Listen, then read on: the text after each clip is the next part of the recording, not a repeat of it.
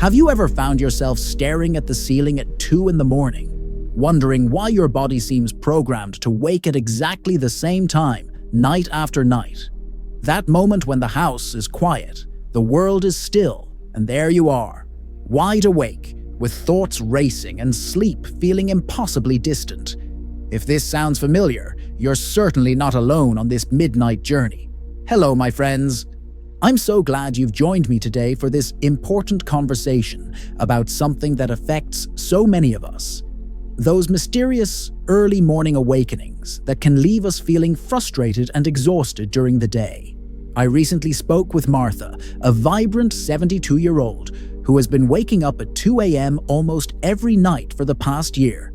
At first, I thought it was just a temporary thing, she told me.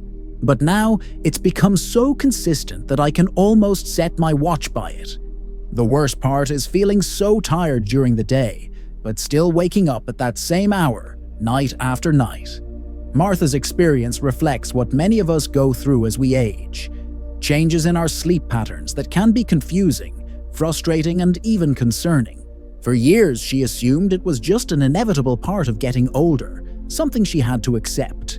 But as I explained to Martha, these consistent middle-of-the-night awakenings often have specific, identifiable causes, many of which can be addressed once you understand what's happening. That's exactly why I created this video. Today, we're going to explore 5 unexpected reasons why you might be waking up at 2 a.m., or 3 a.m., or 4 a.m. consistently. More importantly, I'll share practical solutions that could help you return to more restful, uninterrupted sleep without resorting to powerful sleep medications that often create more problems than they solve. What makes this conversation so vital is that quality sleep isn't a luxury. It's essential for your health, cognition, emotional well-being, and even your immune system. When our sleep is fragmented night after night, it affects every aspect of our lives, from our energy levels to our memory, mood, and even our relationships with others. Throughout our time together, I'll share insights from sleep specialists, approaches that have helped others in your situation, and simple changes you can implement tonight that could make a significant difference in your sleep quality. We'll go beyond the usual advice about avoiding caffeine and keeping a regular schedule, though those remain important, to uncover less obvious factors that might be disrupting your sleep at that specific early morning hour. So, are you ready to solve the mystery of your 2 a.m. awakenings? Let's begin by looking at the first unexpected reason that might be causing this frustrating pattern. Reason 1. Your blood sugar's midnight dip. Think back to your last evening. Did you have a light dinner early in the evening? Or perhaps you enjoyed a sweet dessert or bedtime snack. While most sleep advice focuses on avoiding heavy meals before bed, fewer people realize that going too long without food can also disrupt your sleep, often around that 2 a.m. mark. Here's what happens. During the night, your blood sugar naturally decreases. For most people, this gradual decline doesn't cause any issues. But if your blood sugar drops too low, your body releases stress hormones like cortisol and adrenaline to bring those levels back up. These are the same alert hormones that help you wake up in the morning, except now they're surging at 2 a.m., jolting you awake. I remember Richard, a 68-year-old who had been waking consistently between 1:30 and 2:30 a.m. for months. After trying numerous sleep strategies without success, he mentioned during a conversation that he always ate dinner around 5 p.m. and nothing afterward, believing this would help his digestion and sleep. When he experimented with adding a small protein-rich snack about an hour before bed, just a few almonds and a small piece of cheese, he noticed a dramatic improvement within just a few days. I was skeptical that something so simple could make a difference, he told me. But after waking up at 2 a.m. like clockwork for nearly 6 months, I've now slept through the night for 2 weeks straight. It's been transformative. This blood sugar connection explains why many people find themselves not just awake at 2 a.m., but awake and hungry. If you've ever found yourself making a middle-of-the-night trip to the kitchen, this could be why. The solution is relatively simple. Try a small, balanced snack about an hour before bedtime. The key word here is small. We're not talking about a full meal that could cause digestive discomfort. Good options include a small handful of nuts with a few whole grain crackers, half a banana with a teaspoon of peanut butter, a small apple with a piece of cheese, a few ounces of plain yogurt with berries. The ideal bedtime snack combines complex carbohydrates with a bit of protein, which helps maintain more stable blood sugar levels throughout the night. For those managing diabetes or other blood sugar concerns, this approach can be especially helpful, though you should always consult with your healthcare provider about the specific recommendations for your situation. Have you noticed a connection between what or when you eat and those middle-of-the-night awakenings? How might adjusting your evening eating pattern affect your sleep? Reason 2. Your medication's hidden schedule. I never connected my blood pressure pill to my sleep problems until my pharmacist mentioned the timing might matter. This insight came from Eleanor, a 75-year-old who had been taking her hypertension medication right before bed for years, unaware that it might be contributing to her consistent 2 a.m. awakenings. What many people don't realize is that several common medications, particularly those for blood pressure, thyroid conditions, and even some pain relievers, can affect your sleep cycle in ways that aren't immediately obvious. The issue isn't necessarily the medication itself, but often when you take it. Some blood pressure medications, for example, act as diuretics, increasing urination. If taken too close to bedtime, they may reach peak effect in the early morning hours, prompting that 2 a.m. awakening with a full bladder. Other medications, including certain antidepressants and thyroid medications, can influence hormone levels that affect your sleep cycle. Even more surprising is that some medications commonly taken for sleep, including over-the-counter options, can cause what sleep specialists call rebound wakefulness, as they wear off during the night. This can create a frustrating pattern where you fall asleep easily, but find yourself wide awake a few hours later. For Eleanor, the solution was remarkably simple. After consulting with her doctor, she shifted her blood pressure medication to morning rather than evening. Within a week, those 2 a.m. awakenings became much less frequent. I had just assumed waking up throughout the night was part of getting older, she told me. I never imagined it could be related to when I was taking my medication. If you're experiencing consistent early morning awakenings, consider reviewing your medication schedule with your healthcare provider or pharmacist. Important questions to ask include, could any of my medications be affecting my sleep? Would taking certain medications at a different time of day be more beneficial? Are there alternative medications that might cause fewer sleep disruptions? How might my medications be interacting with each other to affect my sleep? Never adjust your medication timing without consulting your healthcare provider, as the scheduling of some medications is crucial for their effectiveness and safety. But a thoughtful conversation could reveal simple adjustments that might significantly improve your sleep. Have you considered how your medications might be affecting your sleep pattern? When was the last time you discussed your medication schedule with your doctor or pharmacist? Reason 3. Your body's temperature regulation. Did you know that your body temperature naturally drops during the night as part of your sleep cycle? This cooling process is actually essential for quality sleep. But around 2 to 3 a.m., some people experience their lowest body temperature. And paradoxically, this can sometimes trigger wakefulness, especially if your sleeping environment isn't properly aligned with this natural temperature dip. Margaret, an active 70-year-old, described her experience. I would fall asleep comfortably, but almost always wake up around 2:30 feeling chilled. Once I was awake, my mind would start racing, and that was it for sleep.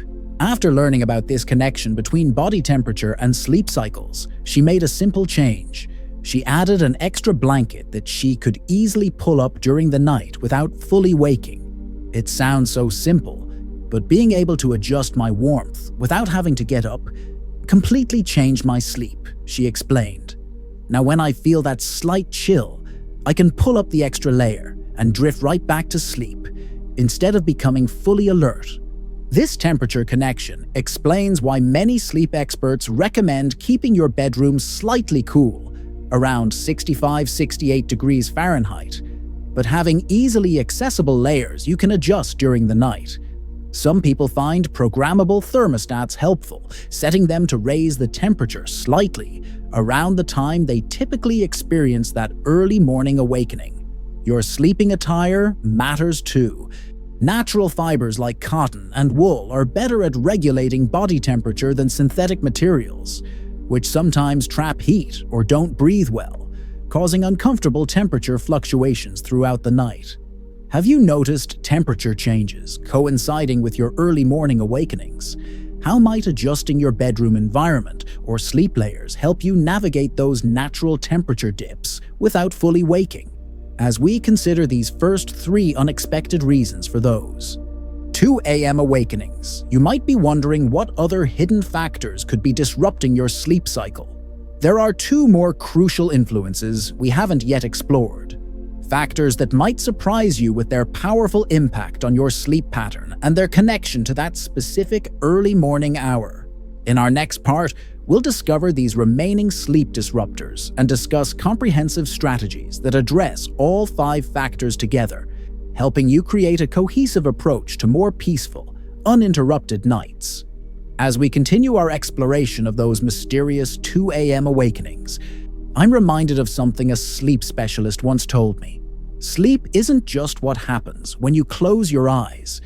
It's influenced by everything you do throughout your day.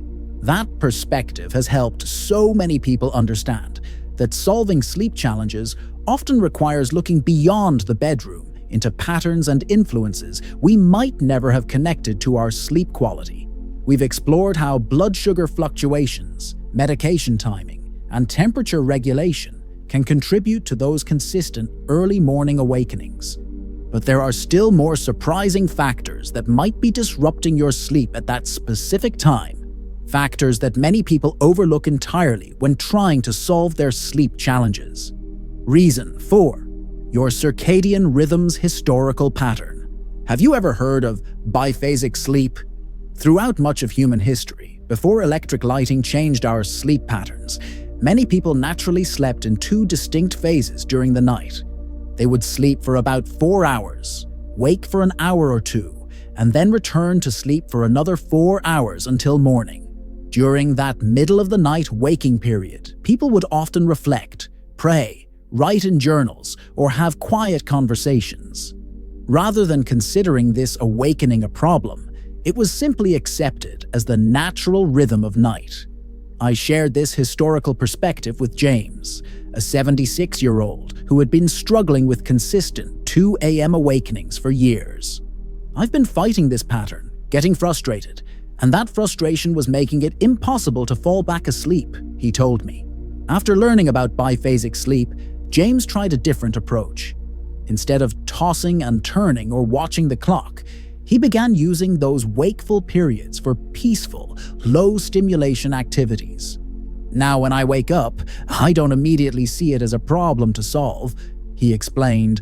I keep a small light by my bedside and read poetry or spiritual texts for about 30 minutes. More often than not, I naturally become sleepy again, and my second sleep period is actually quite restful. What's fascinating about this historical pattern is how closely it aligns with many people's experience of waking specifically around 2-3 a.m.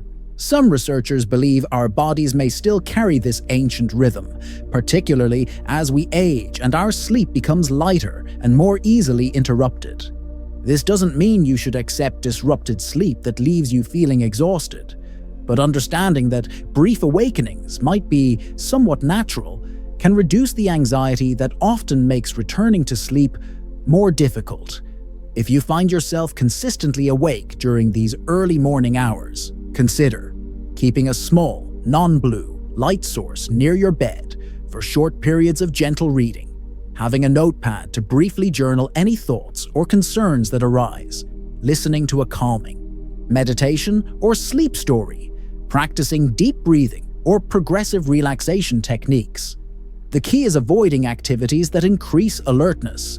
No checking email, scrolling through news, or engaging with stimulating content.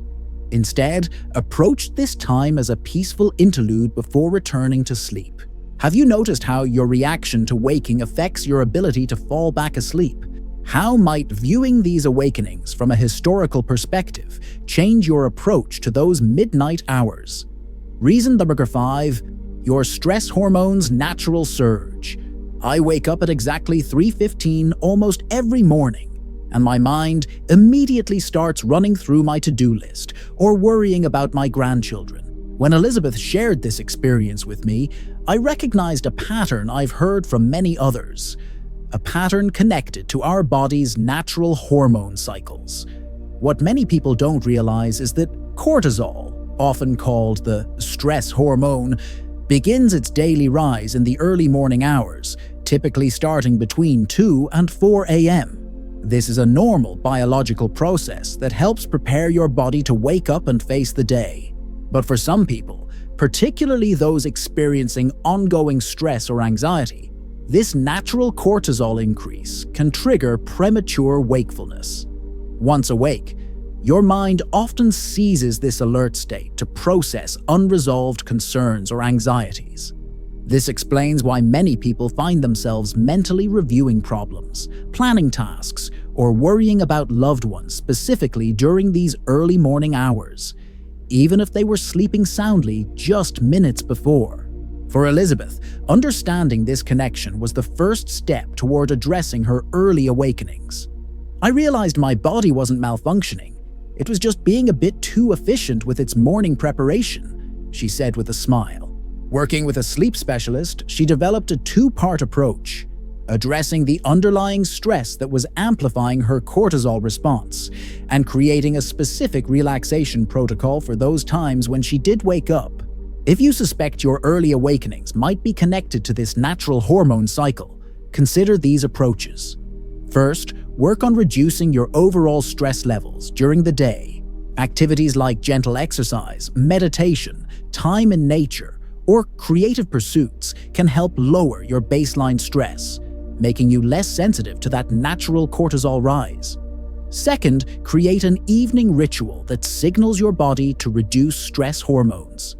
This might include gentle stretching, writing down concerns or to-do items to release them before sleep, or listening to calming music. Third, if you do wake up during that early morning window, have a specific relaxation technique ready to practice.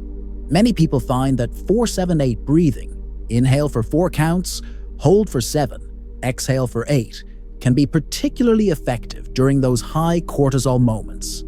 Elizabeth found that listening to nature sounds with a focus on her breathing helped her manage those early morning awakenings. Sometimes I still wake up at that same time, she told me, but now I can usually drift back to sleep within 15-20 minutes instead of lying awake for hours. Have you noticed patterns in what your mind focuses on during those early morning awakenings? How might addressing daytime stress affect your sleep continuity? Creating your personalized sleep solution. Now that we've explored these 5 unexpected reasons for those 2 a.m. awakenings, blood sugar fluctuations, medication timing, temperature regulation, historical sleep patterns, and natural hormone cycles, you might be wondering which factors are most relevant to your situation and how to address them effectively. The truth is, many people find their sleep disruptions stem from a combination of these influences rather than a single cause. Creating a personalized approach that addresses multiple factors often brings the most significant improvement. I'd like to share Thomas's experience, as it illustrates how this comprehensive approach can work. At 79, Thomas had been experiencing fragmented sleep for nearly 2 years, typically waking between 1:30 and 3 a.m. After learning about these various influences, he decided to make several small adjustments rather than focusing on just one solution. I started with the simplest changes, he explained. I added a small protein snack before bed, moved my diuretic blood pressure medication to morning instead of evening, and kept an extra blanket ready for those temperature drops. I also began writing down any worries before bedtime and practiced specific breathing exercises when I did wake up. The results weren't immediate, but within 2 weeks, Thomas noticed significant improvements. "I still occasionally wake up early," he told me, "but it's no longer every night. And when it does happen, I can usually fall back asleep much more quickly." To create your own personalized approach, consider keeping a simple sleep journal for about a week. Note the times you wake up, any physical sensations you notice, hunger, temperature discomfort, full bladder, and what thoughts tend to occupy your mind during these awakenings. This information can help you identify which factors may be most significant for you. Then, start with the solutions that seem most relevant to your specific pattern and that feel most manageable to implement. Remember that consistency is key. Many of these approaches build on each other and become more effective over time. Have you tried addressing multiple aspects of your sleep environment and routine? Which combinations of approaches might work best for your specific situation? As we've explored these unexpected reasons for early morning awakenings, you might be wondering about additional strategies that can help reinforce healthy sleep patterns. In our final segment, we'll discuss how to work with healthcare providers on sleep concerns, explore supportive technologies that many people find helpful, and address special considerations for those with chronic health conditions that affect sleep. Welcome back, my friends. Throughout our conversation, we've uncovered surprising factors that might be contributing to those consistent 2 a.m. awakenings. From blood sugar fluctuations and medication timing, to temperature changes, historical sleep patterns, and natural hormone cycles. Understanding these influences gives you a foundation for addressing your sleep challenges in a more comprehensive way. But there's more to explore, particularly how to work effectively with healthcare providers, which supportive tools might be worth considering, and special approaches for those managing chronic conditions. Because quality sleep isn't a luxury. It's essential for your physical health, emotional well-being, and cognitive function at every age. Working with healthcare providers, getting the support you need. I was hesitant to bring up my sleep problems with my doctor. I figured he'd just prescribe a sleeping pill and send me on my way. This concern, shared by 77-year-old William, reflects what many people feel when considering whether to discuss sleep issues with healthcare providers. But William's experience turned out quite differently than he expected. When I finally mentioned my 2 a.m. awakenings, my doctor asked thoughtful questions about my sleep environment, medications, and health conditions. Instead of immediately suggesting medication, he recommended a short-term sleep study and referred me to a specialist in geriatric sleep medicine. William's story highlights an important reality. Sleep medicine has evolved significantly in recent years, with many providers now taking a more holistic approach to sleep challenges, particularly for older adults. If you've been hesitant to discuss your sleep concerns, consider these approaches for more productive conversations with healthcare providers. Be specific about your sleep patterns rather than simply saying, "I don't sleep well." Describe when you typically fall asleep, when you wake up, how often these awakenings occur, and how they affect your daytime functioning. Keep a 2-week sleep diary before your appointment if possible. Note bedtimes, wake times, awakenings, daytime naps, medication use, and any symptoms you notice. This information can help identify patterns that might not be apparent from a general discussion. Ask directly about specialists if sleep is significantly affecting your quality of life. While your primary care physician is a good starting point, sleep specialists, particularly those with experience in geriatric sleep medicine, can offer more targeted approaches. Discuss alternatives if you're concerned about sleep medication. Many providers now recommend cognitive behavioral therapy for insomnia, CBTI, as a first-line treatment for sleep disruptions, often with better long-term results than medication. For William, working with a sleep specialist revealed that his sleep troubles were connected to mild sleep apnea that worsened around 2 a.m. when he rolled onto his back. With appropriate treatment, his sleep quality improved dramatically without requiring sleep medication. Have you discussed your sleep concerns with a healthcare provider? What specific information might help them better understand your particular sleep challenges? Supportive tools and technologies. Finding what works for you. I was skeptical about all these sleep gadgets, admitted Caroline, a 73-year-old who had struggled with fragmented sleep for years. But my granddaughter gave me a weighted blanket for Christmas, and I have to admit, it's made a real difference in how deeply I sleep. While no tool or technology is a magic solution for sleep challenges, many people find certain supportive items helpful, particularly for addressing specific aspects of those early morning awakenings. The key is matching the tool to your particular sleep disruptors, rather than trying every new sleep product that comes along.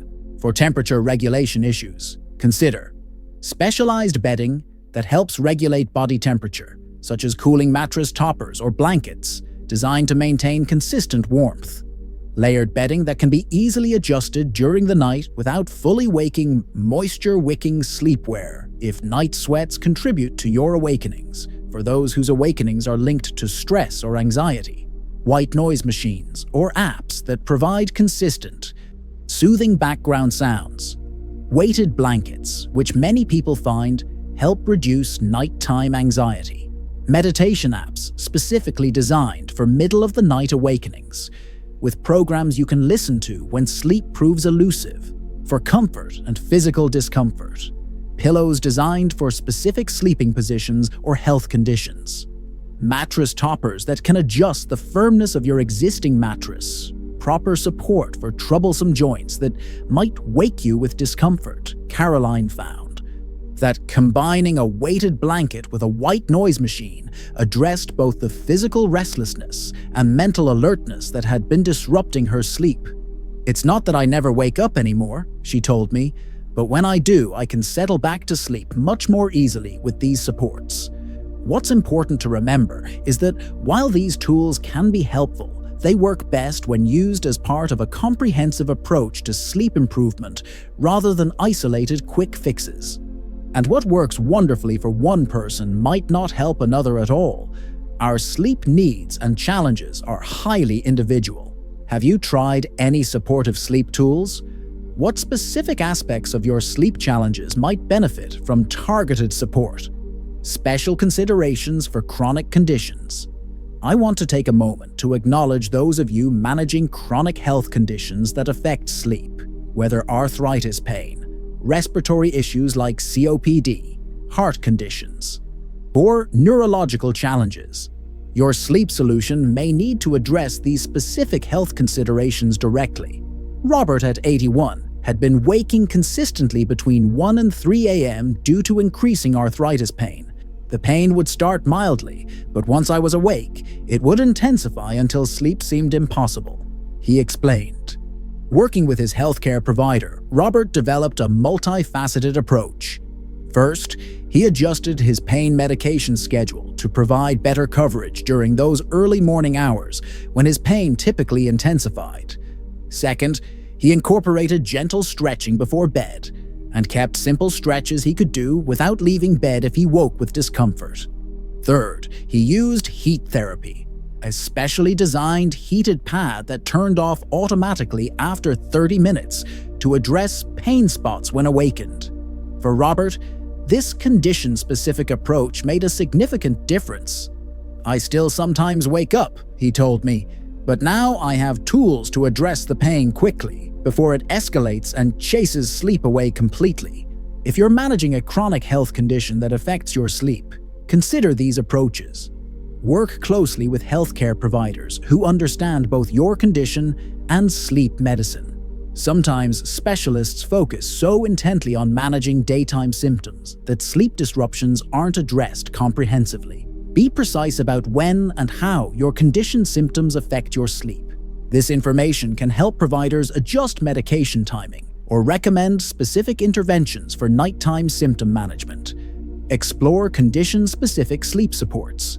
From specialized pillows for respiratory conditions to mattress adjustments for pain management, Many products are designed for specific health challenges. Consider working with professionals who specialize in sleep issues for people with your specific condition. For example, physical therapists can suggest specific positioning for arthritis, or respiratory therapists can advise on optimal sleep positions for breathing disorders. Remember that addressing your specific health condition effectively often improves sleep quality as a secondary benefit. Sometimes, the best sleep intervention is better management of the underlying health challenge. Have you noticed specific patterns in how your health condition affects your sleep? What targeted approaches might address those particular challenges? Bringing it all together, your path to better sleep. As we come to the close of our time together, I'd like you to envision something with me. Imagine going to bed feeling confident and relaxed, knowing that you've addressed the factors that have been disrupting your sleep. Picture yourself either sleeping peacefully through the night, or if you do briefly awaken, being able to return to sleep easily without the frustration and anxiety that often accompany those middle-of-the-night moments. This vision isn't unrealistic. It's entirely possible when you approach your sleep challenges with understanding, patience, and the right combination of strategies for your unique situation. By recognizing the unexpected reasons behind those 2 a.m. awakenings, whether blood sugar fluctuations, medication timing, temperature changes, historical sleep patterns, or hormone cycles, you've already taken the crucial first step towards improvement. I think of Gloria, who at 75 had almost resigned herself to poor sleep after years of consistent early morning awakenings.